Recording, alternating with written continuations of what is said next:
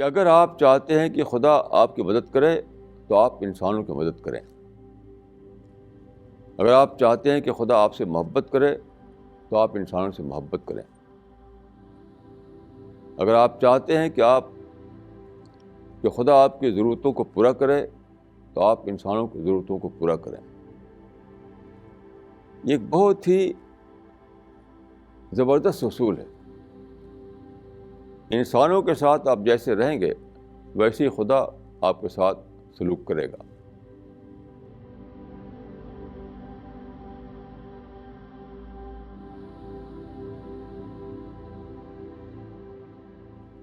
بسم اللہ الرحمن الرحیم وصلی اللہ علی النبی الکریم. رب اشرح لی صدری ویسر لی امری واحلل عقدۃ من لسانی یفقہوا قولی. پیغمبر اسلام صلی اللہ علیہ وسلم کے بارے میں میں ایک بات کہوں گا. جب آپ کو نبوت ملی تو آپ کو تھوڑا گھبراہٹ ہوئی. پہلا واقعہ تھا، پہلا تجربہ تھا. تو آپ اس وقت غار حرا میں تھے. وہاں سے آپ کچھ پریشان یا گھبراہٹ کے ساتھ واپس آئے تو گھر پر تھیں آپ کی اہلیہ خدیجہ. ان سے آپ نے بتایا کہ ایسا ایسا ہوا. اس میں ایک گھبراہٹ شامل تھی کہ وہاں پر فرشتہ آیا. اس نے کہا کہ اقرا، اور پھر وہ جو آیتیں ہیں اقرا بسم ربک الذی خلق وہ اس نے آپ کو سکھائیں. یہ واقعہ ہوا. تو آپ سوچئے کہ غار حرا میں تنہائی تھی، کوئی انسان تو تھا نہیں وہاں. اب اچانک ایک فرشتہ آئے اور یہ سب باتیں ہوں تو اٹ از بٹ نیچرل کہ آدمی میں کچھ گھبراہٹ طاری ہو. تو جب آئے تو حضرت خدیجہ نے کہا کہ اس میں گھبرانے کی کوئی بات نہیں ہے، اس لیے کہ آپ انسانوں کی خدمت کرتے ہیں، انسانوں کی مدد کرتے ہیں. جس انسان کو آپ دیکھتے ہیں کہ وہ ضرورت مند ہے اس کی ضرورت پورا کرنے کے لیے آپ دوڑتے ہیں. تو انہوں نے کہا کہ جو آدمی خدا کے بندوں کی خدمت کرے خدا اس کو کبھی بھی بیار و مددگار نہیں چھوڑے گا. آپ انسان کو اگر ہیلپ لیس حالت میں دیکھیں تو آپ دوڑتے ہیں اس کی مدد کرنے کے لیے.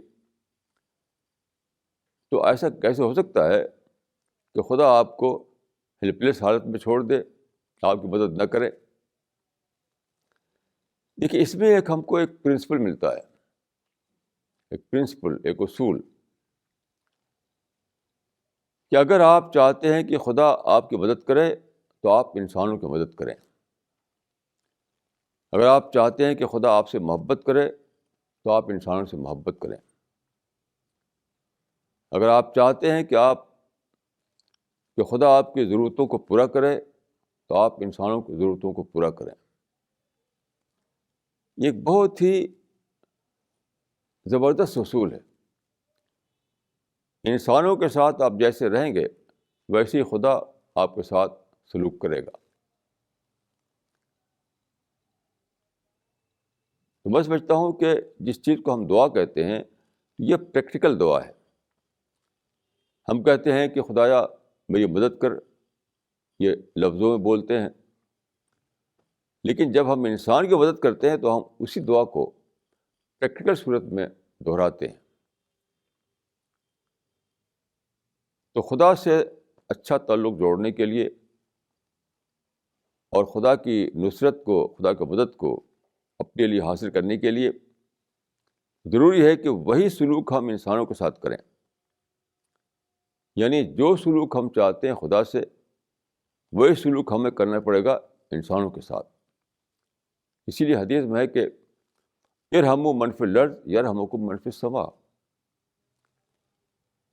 زمین میں جو انسان بستے ہیں تم ان کے ساتھ رحم کرو، خدا تمہارے ساتھ رحم کرے گا.